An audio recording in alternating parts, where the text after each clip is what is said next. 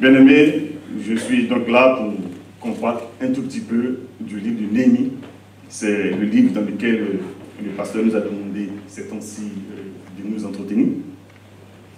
Parce qu'il y a un objectif à atteindre, il faudrait que chacun retrouve sa position de bâtisseur. Amen. Alléluia. Amen. Qui a oublié qu'il est bâtisseur? Ou bien qui ne sait même pas qu'il est bâtisseur? Levez la main.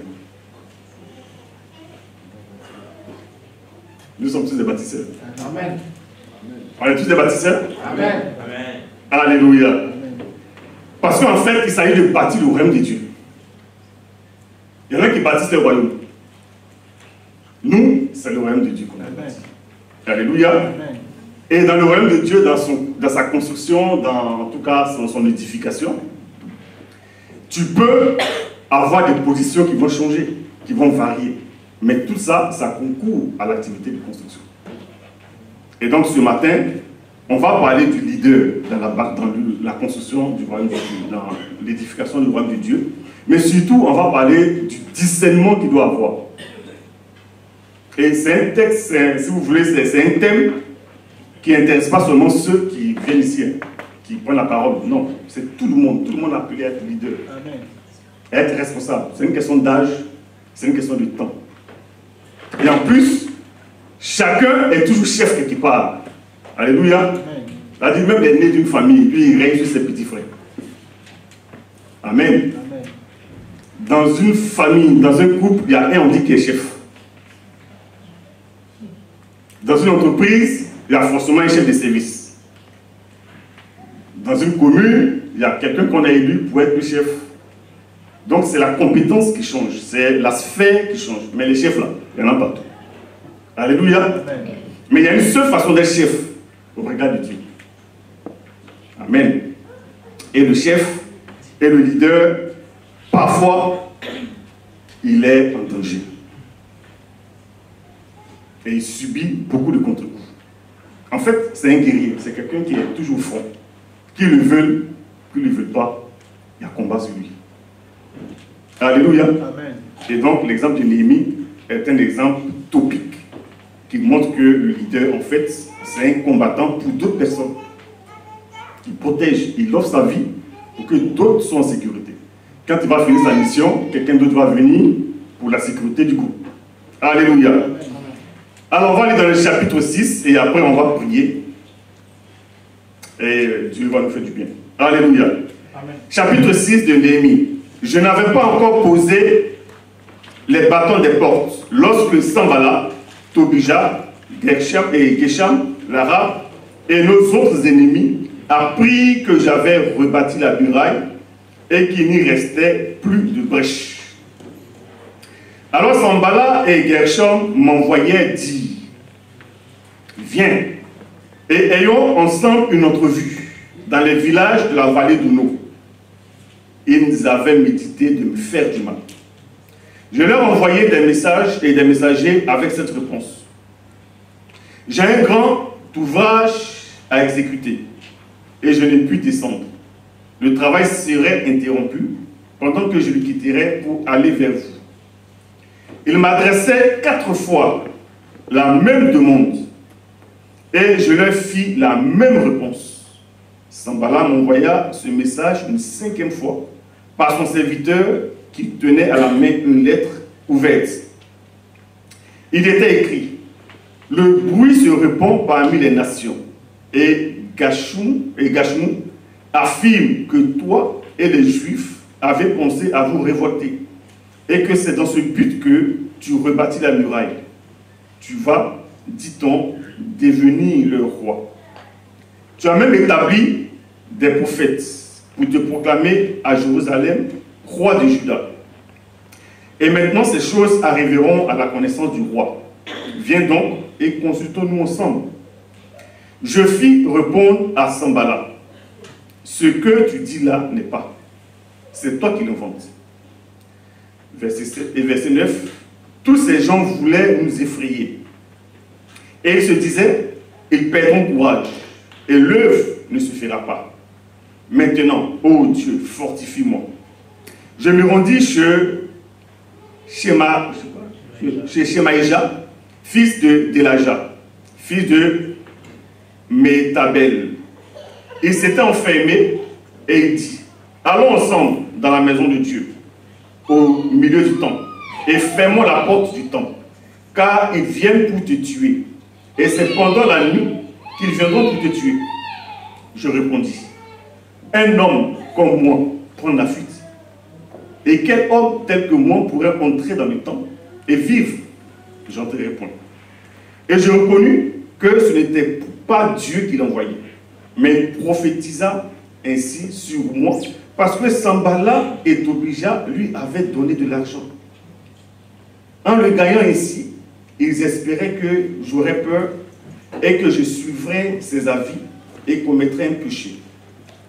Et ils auraient profité de cette atteinte à ma réputation pour me couvrir d'opprobre.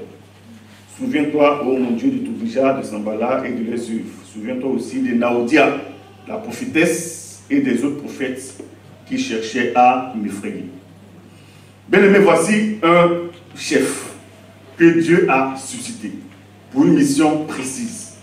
Comme Dieu a suscité parmi vous des chefs pour des occasions particulières.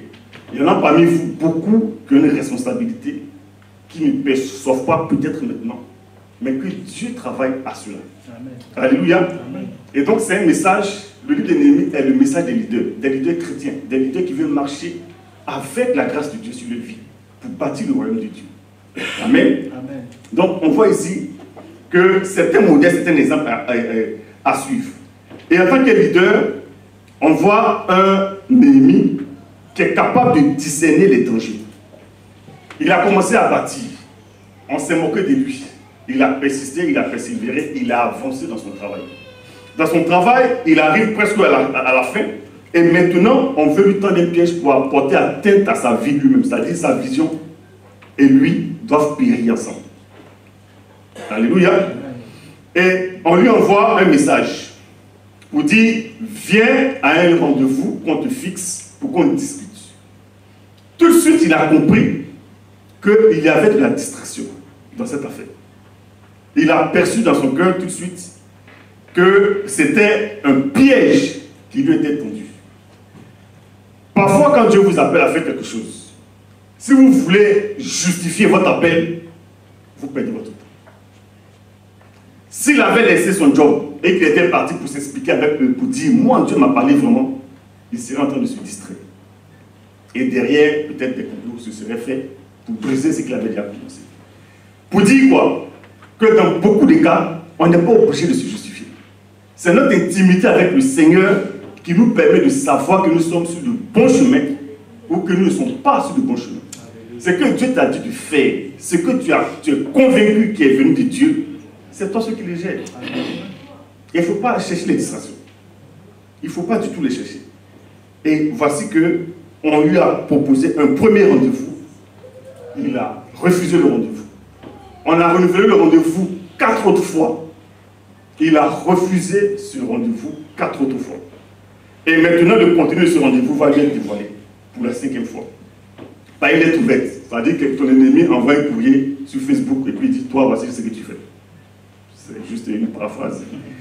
Mais vous dites que maintenant, il a su pourquoi on voulait l'attirer dans un traquenard. On va l'accuser de complot contre le roi.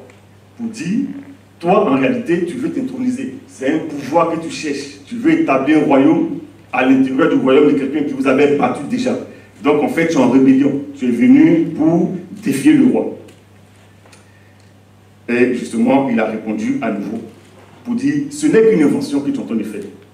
Mais pourquoi Néhémie était aussi convaincu?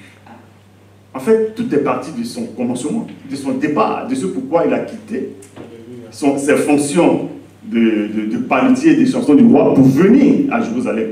Dieu lui avait déjà parlé. En fait, il faut toujours partir à la source. Amen. Repartir à la mission de départ, là où tu sais que Dieu t'a parlé. C'est à partir de là que tu peux réarmer tes forces, que tu peux faire face à des fronts, à des combats, à des distractions, en tout cas à des assauts. Alléluia. Amen. Donc il dit, ce que tu dis là n'est pas. C'est toi qui le vantes. Il faut qu'on puisse avoir le discernement. Ici, c'est un leader qui a eu le discernement que son opposition est en train de fabriquer un complot contre lui. il n'a pas cédé. Il s'est concentré sur sa mission, qui était donc de bâtir les murailles de Jérusalem, et il a bâti. Ensuite, la Bible nous dit qu'il s'est rendu chez un autre. Lui, il s'appelle Shemaïa.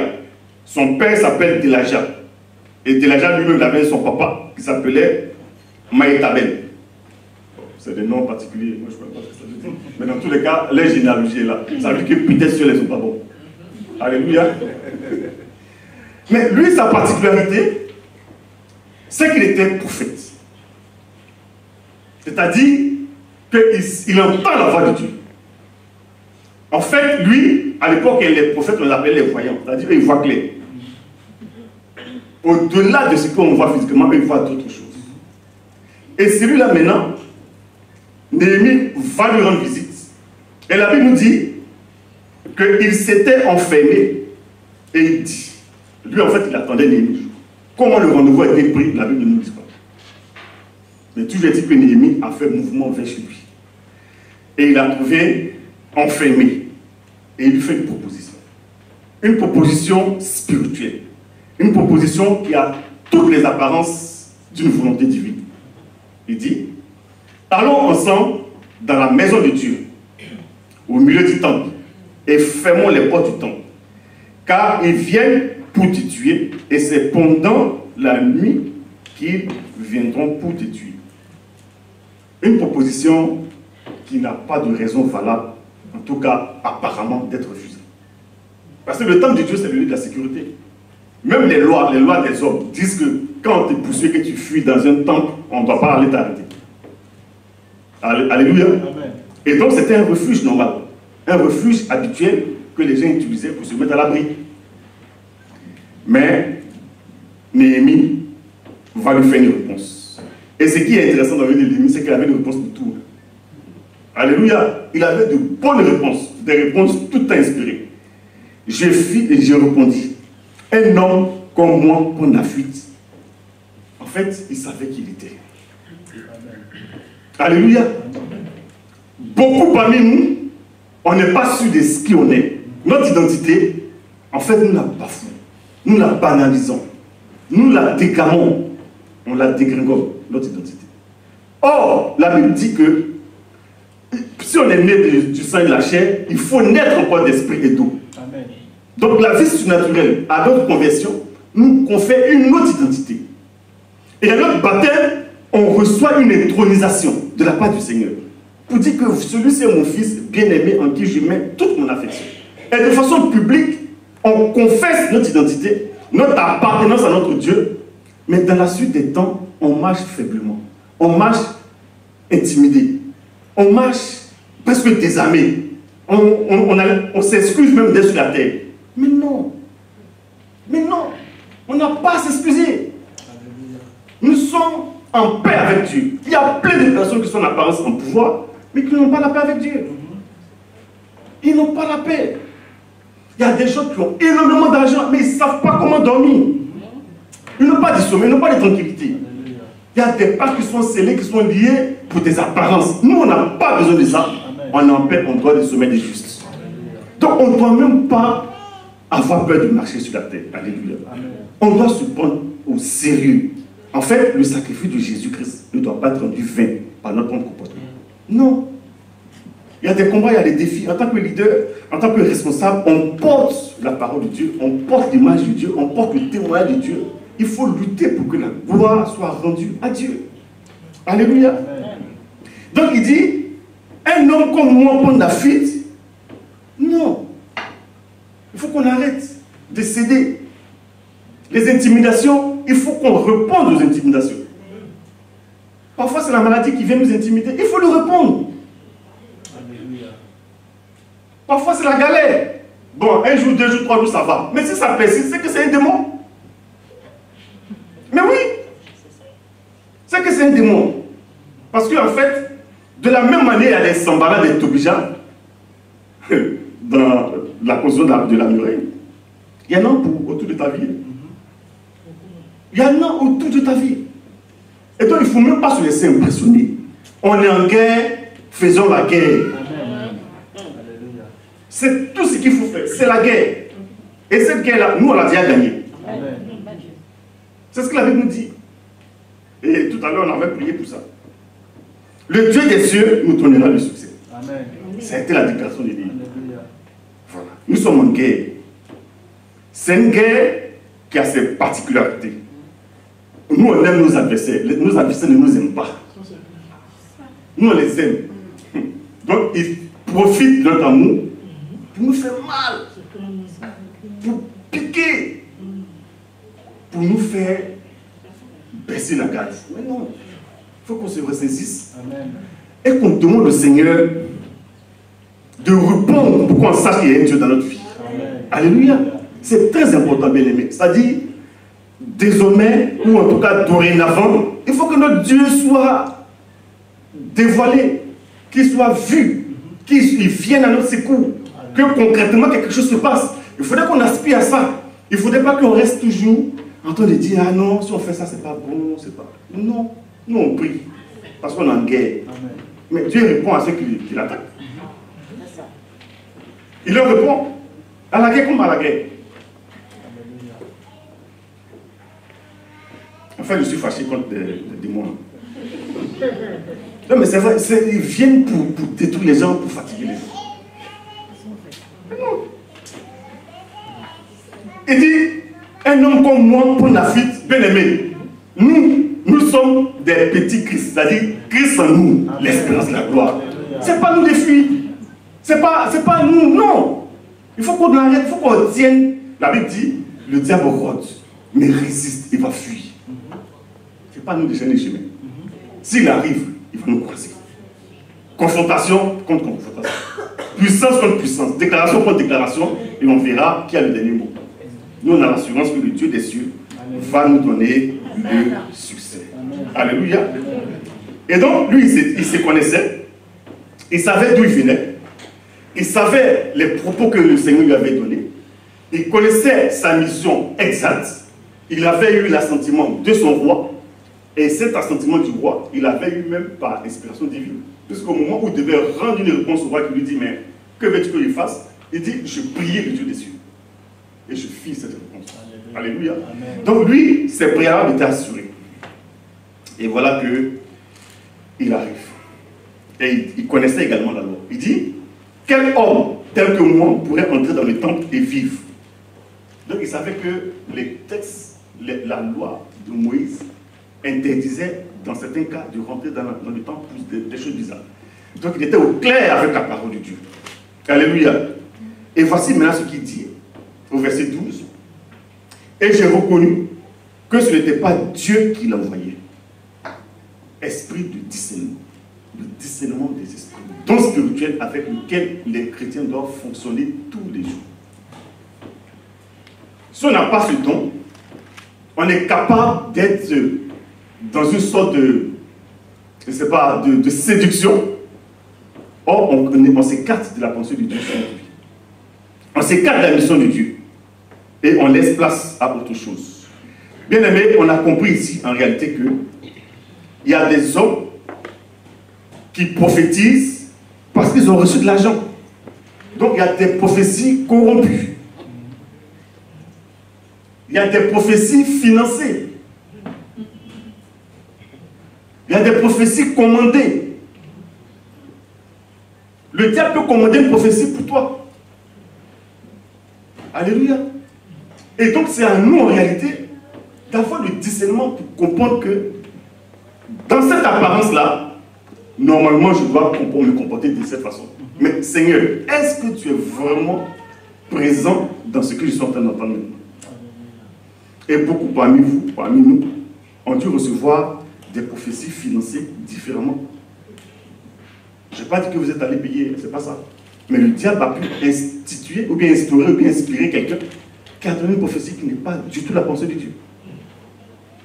Donc en fait, nous, c'est la vraie parole de Dieu, l'authentique parole sur nos vies, c'est celle-là qu'on cherche. Ce n'est pas tous ceux qui s'éclament prophètes. Non.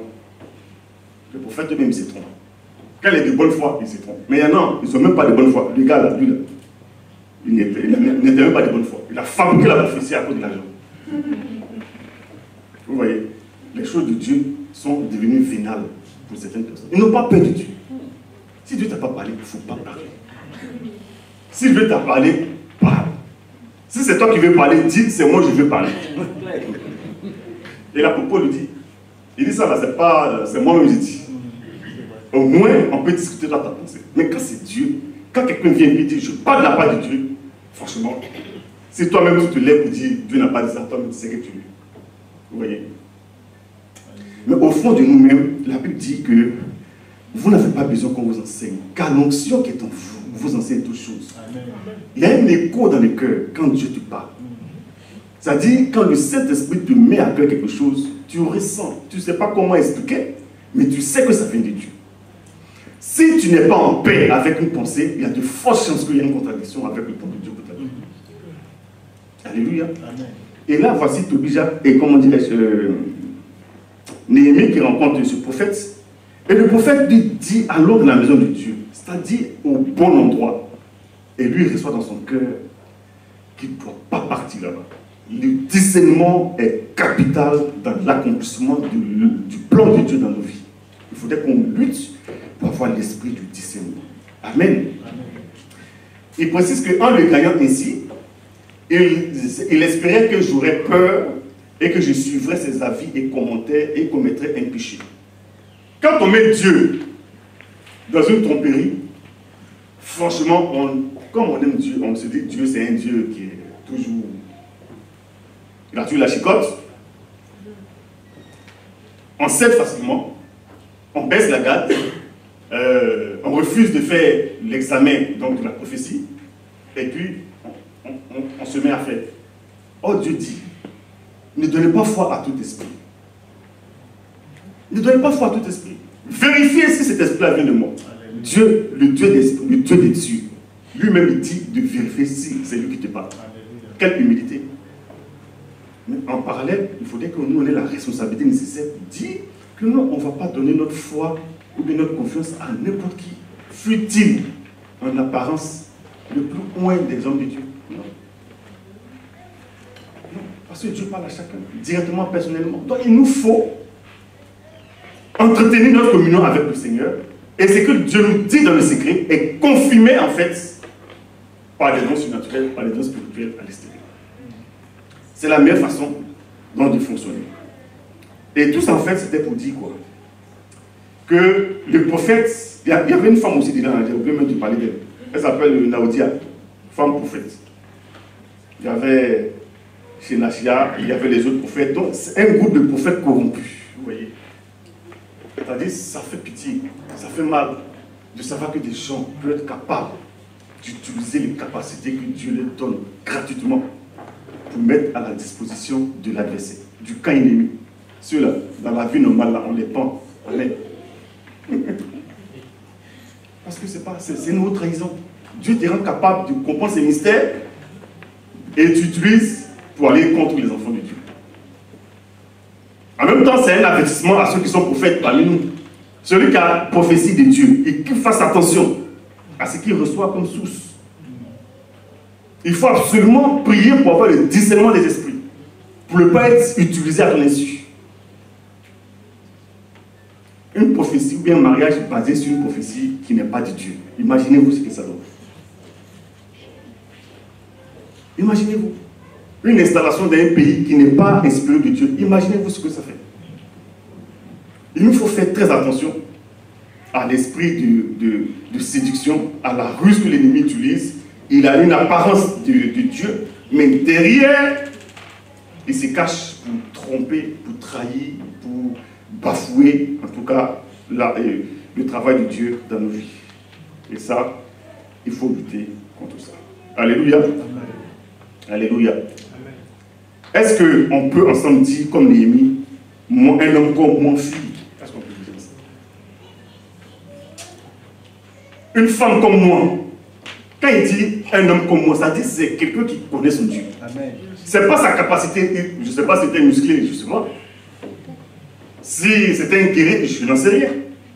Mais quand tu dis un homme comme moi prendre la fuite, en fait, ce n'est pas de ses capacités physiques qui mettent en avant, c'est son intimité avec Dieu. C'est sa profondeur avec Dieu. C'est la communion qu'il avait avec l'Esprit de Dieu qui met en avant parce qu'il sait ce que Dieu lui a dit. Dans le secret, il sait ce qui se passe. Quand il y a quelque chose, il va consulter son Dieu pour avoir les instructions, pour agir conformément à ce que Dieu lui a dit. Il ne fuit pas devant l'adversaire. Parce qu'il a les plans de Dieu, il a compris que Dieu est toujours de son côté. Alléluia. Amen. Donc c'était brièvement cette exhortation que je voulais partager, à partir de laquelle je propose qu'on puisse prier vraiment devant le Seigneur, pour qu'on puisse être dans l'esprit du discernement, qu'on ne soit plus dans les ruses, que l'ennemi ne vienne pas chaque fois pour nous présenter des apparences de Dieu qui ne sont pas en réalité Dieu. Parce qu'en tant que chrétiens, nous avons un royaume à bâtir. Nous avons la gloire de Dieu à refléter. Nous avons des œuvres à laisser à nos enfants, à ceux qui viendront après nos enfants pour dire, ceux-là, ils ont servi Dieu. Ils ont marché dans les voies de Dieu. Il faut les suivre également. Nous avons des modèles à laisser. Alléluia. Amen. Mais ces modèles-là peuvent être contrariés par des distractions, par des séductions. Donc la clé du succès, la clé du leadership, selon Dieu, c'est d'avoir le discernement. L'esprit du discernement. Et ça, les dons spirituels, on parle après dans Corinthiens. Là, on était dans Néhémie. On ne nous a pas dit que Néhémie était baptisé au Saint-Esprit. Non, on n'a pas dit ça. À plus forte raison quand tu es baptisé au Saint-Esprit. Il faut que Dieu te parle. Demande au Seigneur de te montrer les critères qu'il utilise pour te parler particulièrement. Parce que ce n'est pas de la même façon qu'il te parlera qu'il va me parler. Ce n'est pas pareil. Il y a peut-être une grande ressemblance, mais les détails sont individuels. Que Dieu nous parle dans les profondeurs. Que Dieu nous parle véritablement. Que Dieu nous parle de sorte à ce que nos vies soient des vies dynamiques, des vies, le nom m'échappe peut-être, mais des vies productives. Parce que Dieu veut qu'on porte des fruits, et des fruits qui demeurent. Des fruits qui demeurent. Le fruit, c'est ce que Dieu veut. C'est-à-dire être capable de réaliser un travail, une œuvre pour le Seigneur, pour rendre visible ce qu'il t'a dit dans le secret. Mais pour ça, il y a des combats à livrer. Et donc, il nous faut prier pour que le Seigneur nous conduise. Alléluia, Seigneur.